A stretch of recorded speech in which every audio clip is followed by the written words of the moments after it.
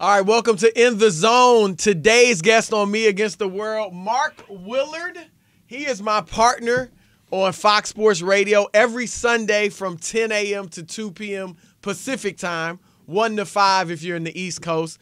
And it's great to have you here, man. It is a pleasure to be here. I've been trying to get you in the zone for weeks. You've been ducking me, avoiding me, coming up with excuses. You know, our other show, that's our domain. That's my comfort zone. So now I got to come into your zone. It's like a road game for me right now. You're usually the quarterback on the radio. That's right. So we switching roles. You got to throw to me now. I won't be kind to you either.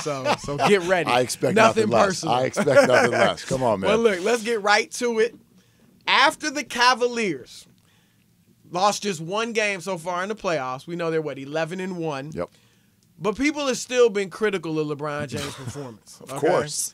Do we now hold LeBron to a higher standard than we even held Michael Jordan? There's no question. You said it yourself right there. They're 11-1. This guy is averaging 32, 8, and 7 in a series. And somehow there's this thought that, but he's kind of off because he had one bad quarter and he missed a dunk. Listen, we used to ask Michael Jordan to win series, to win championships. We asked LeBron James to win every moment. We ask him to win every possession. That's the social media age, first and foremost, but it's also just kind of the way the world has become in watching sports right now, is we want LeBron to be perfect on every single play, and if he's not, people are sitting there ready to type out their little rip that they want to send out. You know what? You're right. I have to agree with you, and I think part of it as well, everything you said is true, but part of it also, Michael Jordan didn't have to live up to the standard of Michael Jordan. Right? LeBron, because he came after Jordan, he's being compared to Jordan. Who came before Jordan? Okay, Bill Russell. Big guys. Obviously 11 championships. Yeah, all these giants. Russell, Wilt. But Russell, even though he won the 11 rings, he didn't have these overwhelming individual statistics. Most people thought Wilt was individually better. So Russell didn't have the same, he hadn't done what Jordan did in that regard. Larry Bird, he won 3 rings. Okay, 3 rings, went to the finals 5 times in 13 years. That's not what Jordan did. Magic Johnson, 5 rings in 9 years. So he lost 4. So no, Jordan comes along and he's 6 for 6. Then when they said nobody can lead the league in scoring and create a dynasty or even win a championship, Bird never led the league in scoring. Wilt, when he won his championships, never led the league in scoring. What does Jordan do? Lead the league in scoring every year and win the title. So Jordan set a new standard. Here's a great example. I would say before Michael Jordan and certainly before Magic and Bird, it wasn't all about the championships. Wilt Chamberlain was arguably regarded as the best all-time player. He only won 2 rings. Jerry West was Mr. Clutch. Well, this is and what 1 and 8 in the finals. This is what you're getting to. Yes, Michael Jordan was something we had all never seen before. Therefore, it's new. We can own it. We can love it. We romanticize it. And everything that happens after it that's at least sized the same way in some sort of a similar package, we don't like it as much. No matter what it does, no matter what evidence it gives us, we are looking for reasons to not like it. We never did that with Jordan. We never looked for a reason to not like him. No. He got a little criticism before he won his ring. Yeah. I remember people, he's just individual numbers and all that. But no, nothing like this. And like I said, because of Jordan, it's like LeBron can't lose in the finals. If he loses in the finals, it's the worst thing. Never mind getting there more than Jordan. No credit for that. Yeah, no credit for getting there more than Jordan. Which you should get. Exactly, but no question we hold him to a higher standard. All right, let's talk about the team that the Cavaliers are going up against right now, the Boston Celtics. At first that series looks like there's just going to be an absolute walkover. But then Game 3 happens. Yeah. And Isaiah Thomas is not on the floor, and they have this wonderful second half, and they win the game. Did that performance. In Game 4, they were more competitive as well. They were there, yeah. Does this prove that Isaiah Thomas is expendable this offseason? No. And I'm going to answer in 2 ways. First of all, no, because let's face it, Game 3, as great as Boston played, and that was a nice comeback, a lot of heart, if LeBron was himself or even close to himself, they win that game. Let's not forget the Celtics were down by 20 at half. Down by 20 or double figures in the third quarter, well into the third quarter, and they rallied, and LeBron didn't have his typical game, had a terrible game for him. That's why they won. Now, I will say this. I do think Isaiah Thomas should not be considered untouchable. If I'm the Celtics, I'm open to moving him. Give me an example of a call that you would take. Well, let me just say why he's expendable. Okay. Number one, you're better defensively without him. You don't have to worry about hiding him. Number two, the ball movement is better without him. He dominates the dribble a lot. Number three, in next summer, am I ready to max him out? I feel like your ceiling with him is pretty much where you're at right now, Eastern Conference Finals. We've never seen a 5'9" player or lead a team to a championship or to the finals. You know, only two normal-sized point guards in history have led teams to titles. Isaiah Thomas, the original in Detroit, and Steph Curry. And they both had things that this Isaiah doesn't have. Isaiah in Detroit was a big scorer, but also was a tremendous assist man and passer. And Steph's the most phenomenal shooter we've ever seen. You know what else those two guys, the first Isaiah Thomas and Steph Curry had, though, that Isaiah Thomas, this one does not have, which is great teammates. Better teammates. Absolutely. Yeah. I mean, he's got other stars on the team. So to me, there's two main reasons this guy is not expendable. This is one of the silliest small sample size conversations. So he's untradeable? Well, listen, you're certainly. Nobody other than somebody LeBron calls is you totally and says, "We'll give you Durant." I mean, okay. But no, I mean, barring the unrealistic, you're saying he's untradeable. It's crazy that this came up because he's your best player all season. You've overachieved. You get all the way to the conference finals. And then without him, you have a good half, and suddenly he's expendable. Let's not forget, they pretty much played game 2 without him. They played all of game 2 without him healthy, and they played most of the game actually without him. Yep. They got beat by 44. Yep. Nobody's coming out and saying, well, it's because Isaiah Thomas wasn't on the floor. Then they have a good half 2 days later, and all of a sudden they can get rid of this guy. And then the other thing that every NBA team needs is an identity.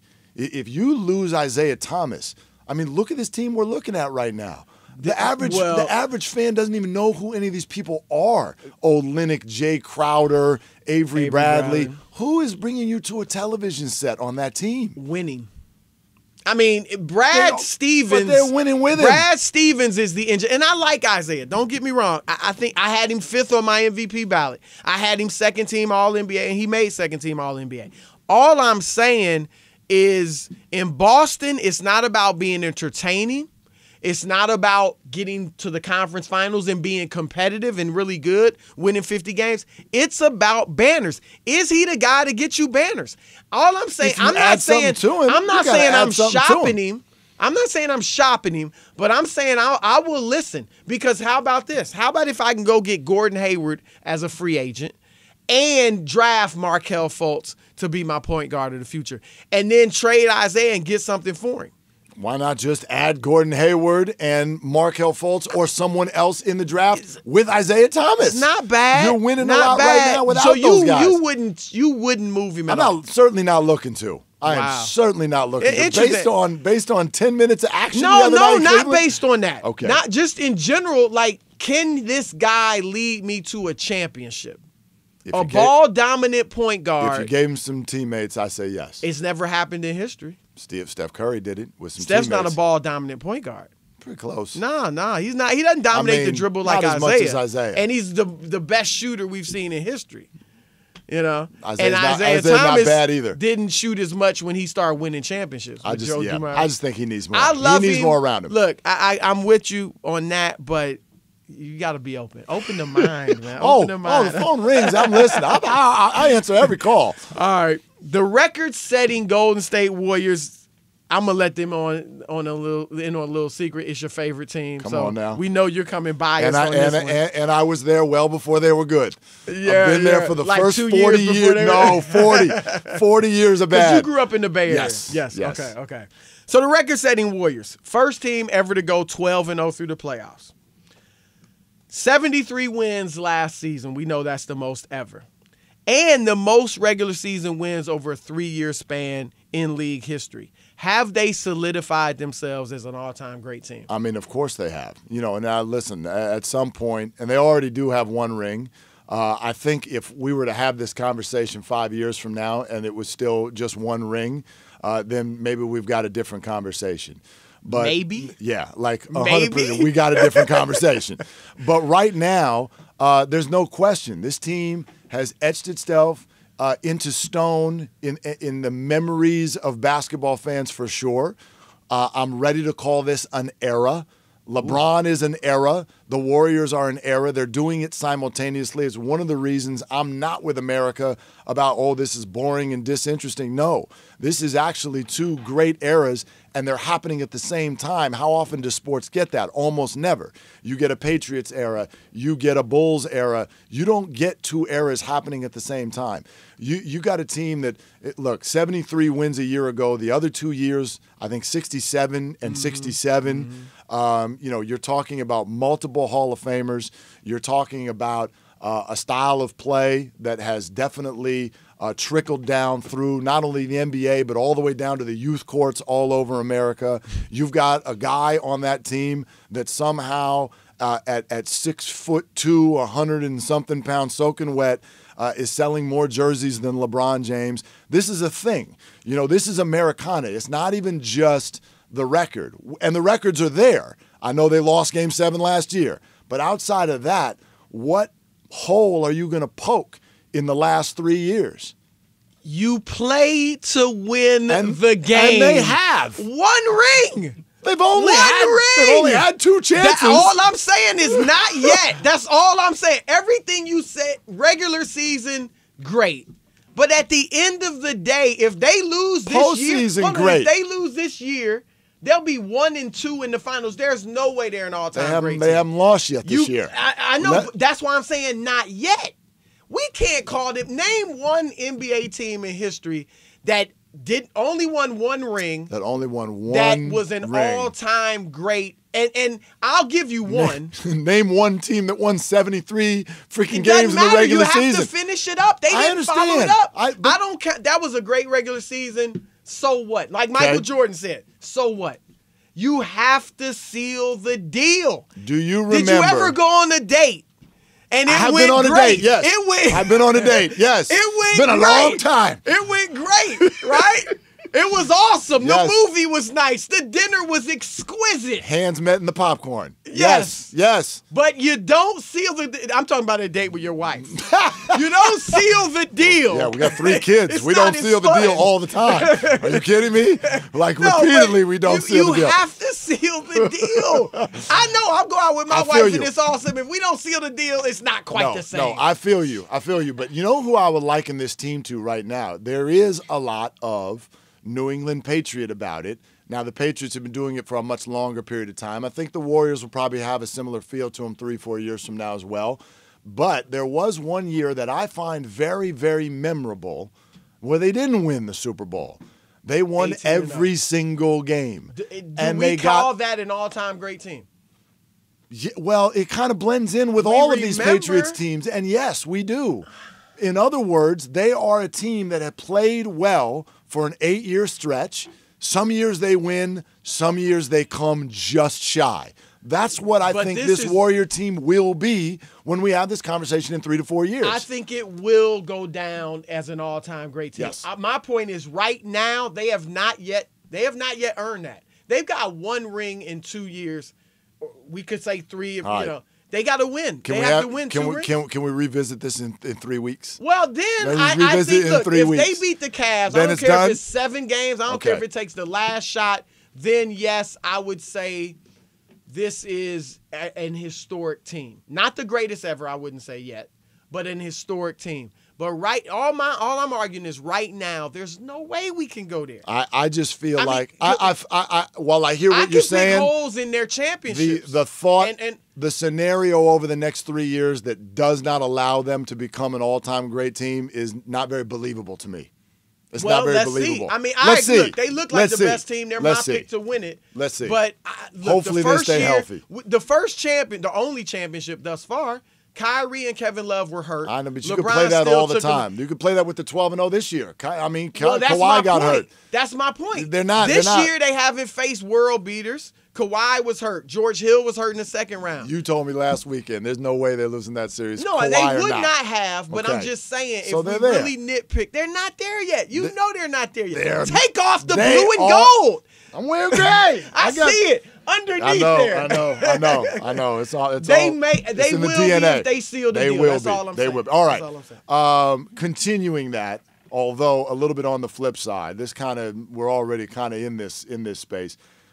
If Golden State does lose this year to the Cleveland Cavaliers, are they the biggest underachieving team in NBA history? I would say yes, because I mean we 12-0. We ran it off. Yep. 73 wins, most talent in the league, no question. 2 MVPs, like you said, probably 4 Hall of Famers if they keep getting to the finals. There, no question. I could not think of. There obviously been great NBA teams that didn't win it every year, obviously, and Magic's team lost some finals, didn't get there every year. Bird's teams didn't get there every year. So yeah, there are teams that haven't done it every year, but this would be a team that's 1-3 in the or 1-2 in the finals, been the heavy favorite, every year, and not delivered. They would end up being a tease or a flirt, like looking great in the prelims, but they don't deliver. And so, yeah, they would be an all-time underachieving team. Right, and to this point, they could redeem themselves down the road, but to this point. Are you ready for my blue and gold answer on this one? I agree with you.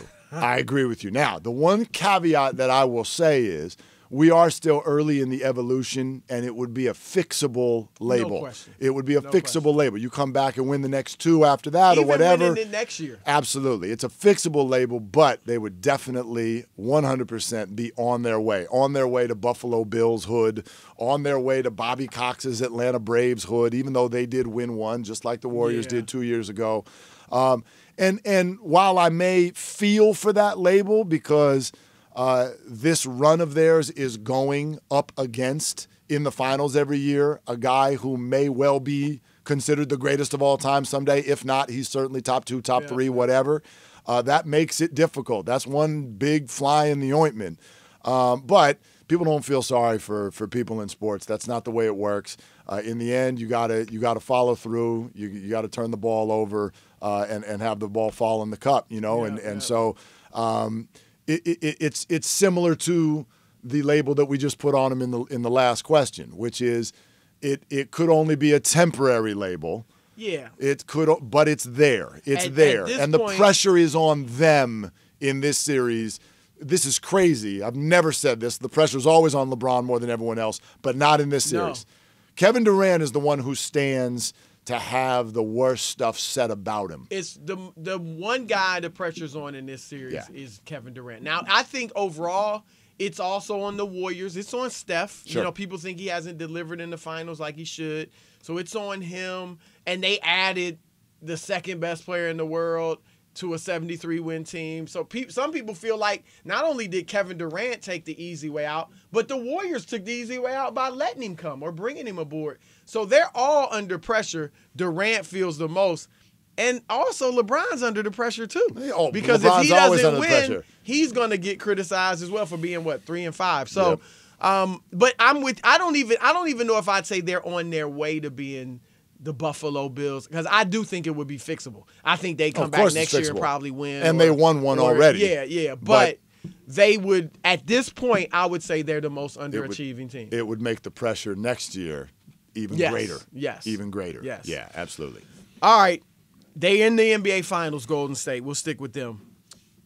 Does getting to the finals justify Kevin Durant's decision to go to the Warriors? Okay, before I answer that, let me back up and say that Kevin Durant's decision to go to Golden State was justified 10 seconds after he made it, because it is his life, and when somebody calls and offers you a job and you like the sound of that job better than the job you have, you're allowed to say yes. Agreed. So that's pretty much a rule. He's free to do what he wants. But to go into the more traditional basketball fan sense, yes to that answer as well, or is the answer to that as well. And the reasons have actually been piling up all year long. Getting to the finals is one. Having the highest field goal percentage that he's ever shot in his life is another. The thought process behind Kevin Durant coming was, like this Oklahoma City thing is good, but maybe there's a better way to play basketball. Maybe Russell Westbrook being a little too ball dominant is holding me back. The numbers suggest that that is true. And then look at what Russell did the year without him. And very polarizing, I get it. Some people loved it. Some people thought it was a little over the top. But what it showed me was that's Russ. That was the essence of Russell Westbrook this year. He loves to have the ball. He loves to be the center of attention. He loves to play with that anger. He loves getting triple-doubles. He loves getting triple-doubles. He loves rewriting the history books. He loves getting triple-doubles. He loves winning MVP awards. And if I'm Kevin Durant, I don't want my point guard to be that. I don't want my point guard to want triple-doubles. My point is all of those things add up to Kevin Durant clearly making the right decision. The bottom line is, did you see the look on his face when they went to the NBA Finals? I mean, that was a peaceful smile. Spoken like a diehard Come on, Warriors man. fan. But I know you agree with me, though. Well, that's the problem. I agree with your initial statement. Look, I didn't have a problem with Kevin Durant going to Golden State. It's his life. It's his decision. He's going to be happier there. I'm all for it, okay? But, again, I'm a seal the deal guy. This does not justify it in a basketball sense. You could have maybe gotten to the finals with Russell Westbrook in Oklahoma City. This Golden State team got to the finals last year and was up 3-1 without you. What will justify it is winning the championship. That's it. I mean, did any of us ever doubt that they would get to the finals, especially with Kawhi Leonard being hurt? Well, no. Once Kawhi got hurt, But even so, even when he was healthy, we all knew they were getting there. So I'm just saying this doesn't justify it in a basketball sense. Well, remember, only a championship will do that. Right, because if they lose, what if they lose to Cleveland? Will it be justified that he went there? Absolutely. Absolutely. In a basketball sense? Yes, because he didn't show up for 1 year. He didn't come to the Warriors for 1 year. Well, he's going to be with the Warriors for 5 years. To that point, okay? But again, we're talking present. We're not looking into the future. We're talking present. But don't look at the Cleveland Browns draft right now and decide if it was a good one or a bad one. No, but that's what we do. I know, but we shouldn't do right now. But the point is, let's just cancel all the talk shows, all the radio shows, and wait to see what happens. But look at the way they're playing. I mean, that's my justification. Isn't because they made the NBA Finals. The justification is look at them play. Look at them play. You gotta win. Okay. I'm not into what looks cute and pretty and cuddly. You have to win. But that was his decision. His decision was twofold. That's fine. One, what do I want to do? And two, what gives me the best chance to win? I mean, come on. You might look. They might win. They might lose. He went to a better team. All I'm saying is, does he have a better chance? You have to win it. And does he have a better chance to do that here in Oklahoma City? Well, here. But if you don't win it, it doesn't matter. Because you had a great chance in Oklahoma City, too. That's the thing. So you're saying always the ends justify the means and that's all. Like, I mean, is that what we're saying? What I'm talking about this gives him the best chance, and he's supposed to go try to give himself the best chance. I'm saying in a basketball, in a legacy sense. In terms of his legacy, because you're right. For personal reasons, it's fine. He's justified. All right. But from a basketball sense, from what your legacy will be, this is not going to do it. You have got to win it. And in 3 weeks, if they're the champions, I'll be yelling, now it's justified. Now you see why he did it. It is finished. But until then, I can't give it to him. And I'll say long term, and I think you would agree with me this. Yeah. Long term, one is not enough. You have to win multiple ones. Would one have been enough in Miami with LeBron? No. 1 in 4. No. So that's all I'm saying. Like, honestly, they need to become a mini dynasty. A mini dynasty. See what happens around them. You got to see what happens around them. What health and all the health, all that stuff. Yes. But assuming everybody's health. All right. While we're on Cavs Warriors, you brought this up on our show last weekend.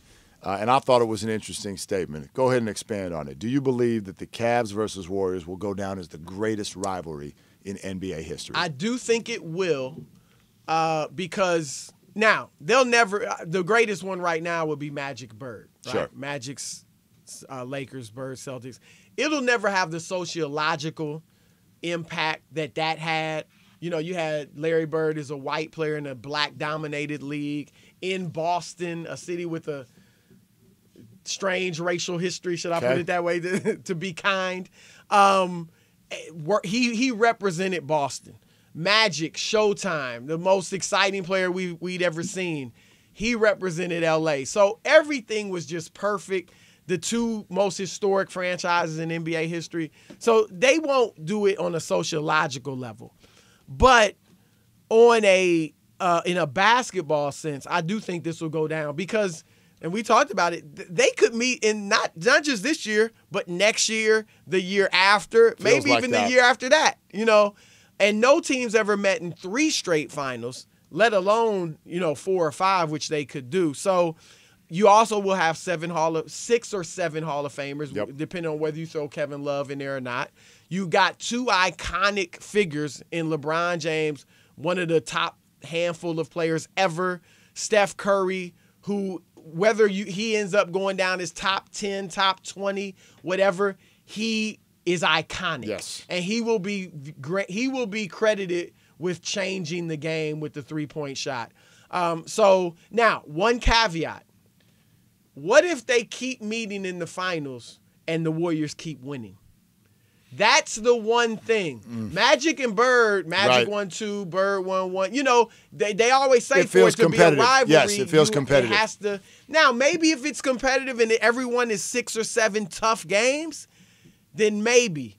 But if it's 4-1 Warriors, that's the tough thing. It is. It's almost result based, and you hate to look at it from that point now. I mean, we're only a little bit down the road on this conversation, but I'll agree with you that it's heading that direction. You know what this particular group makes me think of? Do you remember the scene in White Man Can't Jump early on? Wesley Snipes kind of grabs Woody Harrelson when they're going to get into that 2-on-2 tournament, and he points across the way. He goes, "See those 2 right there? That's who we're going to meet in the finals." Yeah. And the thing hadn't even started yet. That's what this feels like. Like Lakers Celtics, you thought they were going to be in the finals every year. You thought they only were, met 2 straight. But they didn't get there every year. And even when you thought they were going to meet, it was like, they got an 80% chance they're going to meet in the finals. These 2 teams, it is a 100%, barring injury thing at the beginning of the year where you're like, so there's your finals. Yeah. To the point where obviously it's become a national debate about why are we even playing the regular season? Why is this so boring? And while I understand that kind of thought from a night in and night out basis, to me, the dessert at the end of the meal makes that whole thing absolutely worth it. Like, I mean, this really could be that epic stuff. And if we do get this year and 2 more, how could you deny? Fantastic. How could you deny answering this question in a yes format? Well, like I said, I think the only thing. What do you think if the Warriors win 4 of them, 4-1? Well, then 3-1? 2017. Then the whole discussion starts to go back to LeBron. Then the Warriors. The 2 narratives that come out of that will be Kevin Durant joined a stacked team, and this almost got to the level of unfair. And LeBron but I don't James, think people hold that against Durant. I think he'll be rings exactly. cure Rings, things. Yeah. But LeBron James will then go back to being the pressurized character, and all those of anybody who said or even danced with the idea of him being the greatest of all time. If he starts losing 3, 4 finals in a row, that'll be incredibly damaging. And it's really unfortunate if that comes to pass, because rather than being credited with completely dominating the East and getting there every year, which I think in times past you would have got credit for that. You wouldn't have been killed for that. Right. He will be killed. He's 3-4 in the finals, I believe, right now. If he ends up 3-5, 3-6, 3-7, that's really not 4, not 5. Yeah, right. Ironically, exactly. Then that it's quote not will get thrown in his face. it's an achievement to get to that many finals. Yeah. But people may not see it that way, unfortunately. No, 100%. Welcome to social media in 2017. Yes. All right. Looking ahead to the NBA draft, should the Celtics trade the #1 pick? I mean, every single possible way, no. They should not trade this pick. The only caveat I would throw out there was I was really wooed by what the 49ers did in the NFL draft. John Lynch where they duped, I don't know if they duped someone. Maybe somebody was trying to come up and get that pick and get Mitch Trubisky. But for the 49ers to get a big haul from the Bears and move down just one spot, because the Celtics are sitting here knowing that the team behind them, they know exactly who they want. They could play games with the Lakers, and especially since it's Celtics-Lakers. Yeah, that I could see. But normally when people ask this question, you're sort of asking, should they trade this pick and try to go get a Paul George or a Jimmy Butler? And to that, I would say unequivocally no. If it's Paul George, to me, that guy has got his eyes on Los Angeles. I don't want to rent him for a year. That's not interesting to me. You can't rent, no. Jimmy Butler might be a little more interesting because he would probably stay, but let's be honest. Based on everything you and I have been sitting here talking about so far, if you add Paul George or Jimmy Butler to the Boston Celtics, in my opinion, you're still not there. And you're Boston, and second place isn't good enough. So what I'm doing, no matter how anti-competitive this sounds, I am waving the white flag, and I have my eyes, if I'm the Celtics, the Lakers, or any competitor to the Warriors and Cavaliers, I have my eye on 2 years from now because I can't do that. But you can't beat them. You can't wave the. It's one thing if you're the Lakers and you're not even in the playoffs right now. Be like Adrian on Rocky and yell. You can't win. You can't win. Hold on, they've played them tough the last 2 games. Great. If you get Paul George, I'm not saying you're the favorites and you probably don't win. But look, LeBron, he's in his 14th season. I've said he's the first player in NBA history to be the best in the league in his 14th year. Usually with the all-time greats or any player, it drops off quickly. It does. And I'm not predicting that for LeBron, but you just don't know. You don't know when it might happen, don't you? And you got to compete. It's about and to that point, why not trade Isaiah if I'm waiting for 2 or 3 years? You're competing that because Isaiah still be good in 2 to 3 years. I think is he 29? That's fine. Have you seen LeBron James at age 32? Look pretty good. James. Okay. He's 6'9". He's a foot taller than Isaiah. Okay, look, basketball players are usually still fine at 32. Once they get to 35, the really good original players, Isaiah went out at about 32. Well, 33. Medicine's better now. So listen, I'm not saying don't compete. You're competing now. Gosh, at halftime of the game last night. So everybody, shouldn't that make you think if I can bring in a Paul George for 1 year? Well, remember, no, it takes. You have to. I agree with that. And I don't think he'll do it. You have to know. Remember, we'll get to that a little bit remember, later, it always takes teams. We love to do this. We play fantasy basketball. Stick this guy here, stick that guy there. It'll work. No, it takes a year, at least a year.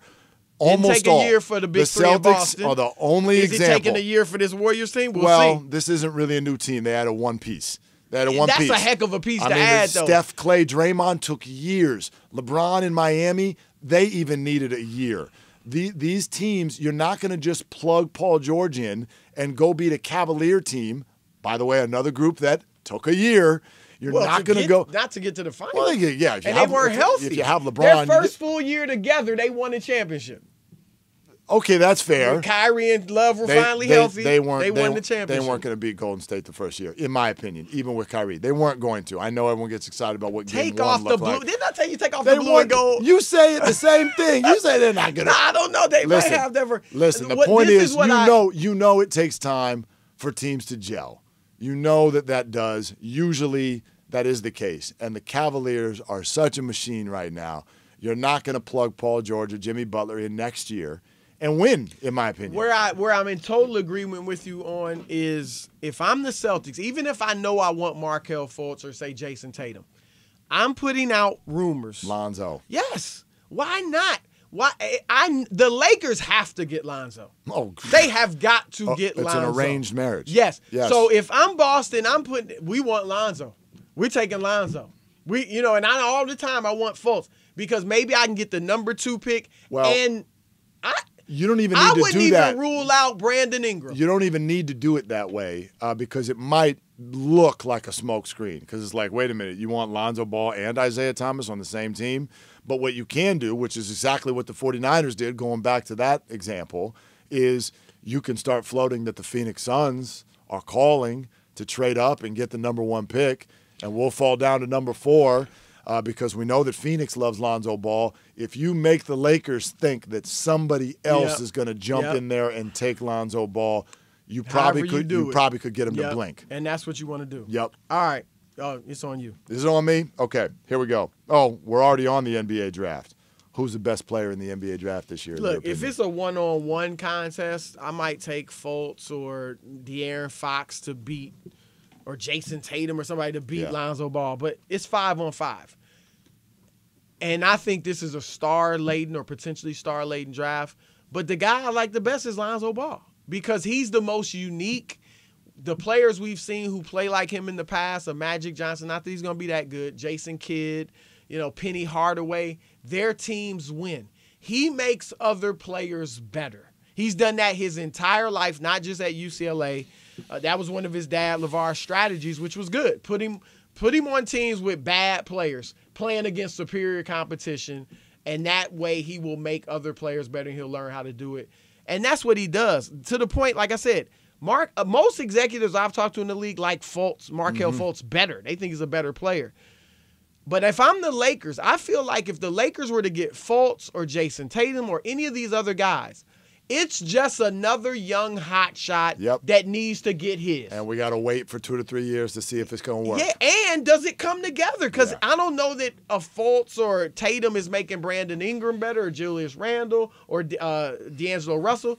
I think if you put Lonzo Ball in there, he makes everyone better. You put him in Phoenix with Devin Booker, he makes them better. Put him in, I love to see him, I've said this before, Minnesota with Karl Anthony Towns, Andrew. He makes them better right away.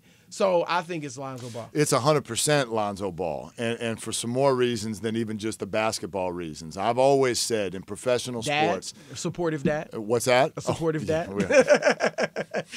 There's a lot of different descriptive words we could use for him. But there is a positive that has come out of all of this for Lonzo Ball and the entire NBA. And it's why I'm actually surprised the Lakers feel so comfortable that they can get him at number 2, no matter who's in that number 1 spot. Because no matter what team I am, I would take Lonzo Ball. I would take Lonzo Ball number 1 overall. So you would take him even if you're Boston? 100%. Okay. And I would just figure it out. And here's why. I've always said that in professional sports, there is absolutely one thing that's worse than being bad, and it's being boring.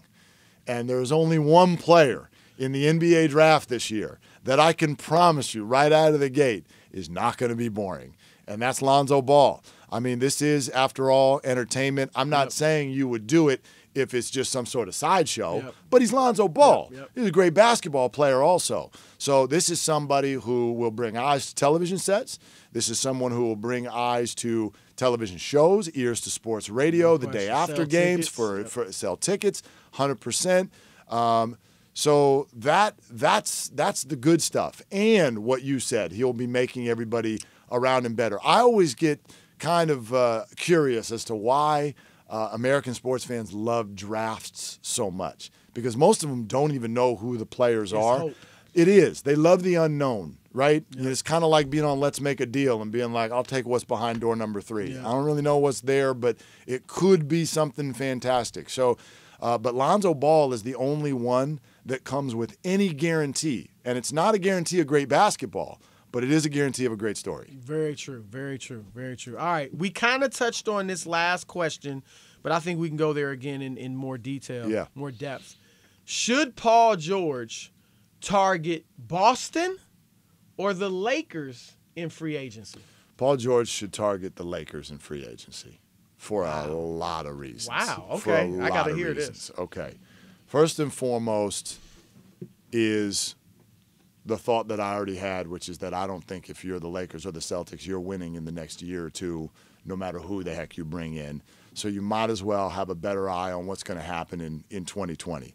But beyond that, the guy has had a dream since he was a little kid to play basketball in Los Angeles. How often do you have an opportunity in life to so clearly realize your dreams? If that is your dream, whether it all works with our sports sensibilities or not, who cares what we think? If that's what you've been picturing since you were a little boy with posters on your wall, then go do it.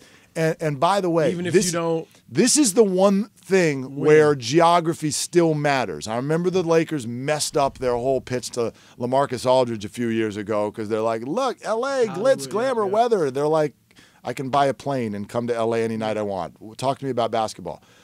But what about this? Where could you become an icon if that is really what your thought is? You could say Boston. However, I would say the current status of this Celtics team, you got Isaiah Thomas, you've got Brad Stevens, you've got a Celtics culture. I think you would just kind of blend in as one of the great pieces of something that was great.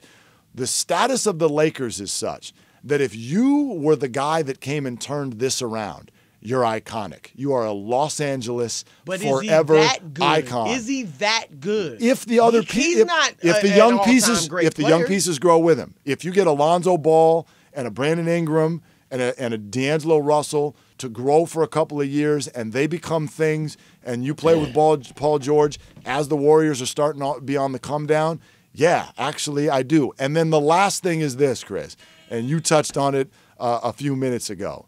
If I am, let's say it, if I am a young African-American professional athlete and you ask me if I want to go play in the city of Los Angeles or the city of Boston, well, off the court, I'm going to Los Angeles. But Boston, Kevin Garnett. And I love Boston. Loved it there. Yeah, every city in America got its racial issues, so maybe Boston a little more, but blacks have thrived there. So I think beyond, you said if he's dreamed as a child of playing for the Lakers, I get that. You do what you want to do. We're free to do that. But in a basketball sense, I think it's Boston. Now, my caveat would be, if I stay in Indiana this year and I watch Lonzo Ball, and Lonzo Ball is clearly going to be the man, clearly, like we said, making everybody better, and you can see a bright future with him, then, okay, go to Los Angeles. But let's say Lonzo goes in, plays, and he's all right. He may not be what we thought he was. I'm thinking Boston, because if he goes to – this is the problem. You go to Boston, number one, you're a definitive number 2 in the East now. You should be getting to the finals. Clearly. You're favored to get to the conference finals. And maybe, like I said, if LeBron loses a little something as he ages, you never know. You might be able to get over the hump and beat Cleveland and get to the finals. It's still a historic franchise. If you go to the Lakers, and again, if Lonzo Ball doesn't show that he's dynamic, yeah, that's the beauty. You get a year to look. You go to the Lakers, get a year to look. Yeah. But even, George would probably take a trade there now, and he wouldn't sign long term just because it doesn't make financial sense. But if you go to the Lakers and you're an 8th seed, we've talked about this. You're a 7th, 8th seed. Maybe you're not even making the playoffs because a lot of teams out there are good. You've ruined your legacy. But see, you go to Boston, get to the conference finals several times, and you may be a Hall of Famer. You go to the Lakers, let's think about it. How many – because I say this, and it's not about making all-star teams, but that's a way your legacy is judged. That's one thing. That's a way your greatness is judged. Yep. And I don't care how much a player talks about winning. If you're an all-star caliber player, you want to make all-star teams. I think he can make all-stars. He can, especially but in not that if uniform. they're not winning, because – Kevin Durant's going to win, and he's better than you in general, but he's going to win. Yeah, Durant's already Kawhi there. Leonard's going to win and make the All-Star team. Draymond Green's going to win and make the All-Star team. Karl Anthony Towns is about to start making All-Star team. Win or lose, he's better than Paul George. Wait a minute. He's going to be better than Paul George. So he doesn't have to win? No, because he's young. George has to win? He's younger. He's still in that honeymoon period where nobody's blaming him yet for not winning. And I think they will win. I think they're getting pretty close. Anthony Davis, they're getting close with Anthony Davis, I would say, but not so much Paul George. Yeah. Anthony Davis made first-team All-NBA. If anybody's going to make it from losing teams, it's going to be an Anthony Davis over a Paul George. I don't know. He's better than Paul George. Well, it's not. I don't disagree with you there. But these are the kinds of smaller things where the Laker brand still does mean something. And if you're balling out and doing – coaches aren't – fans are – he's not going to make it in the fan vote.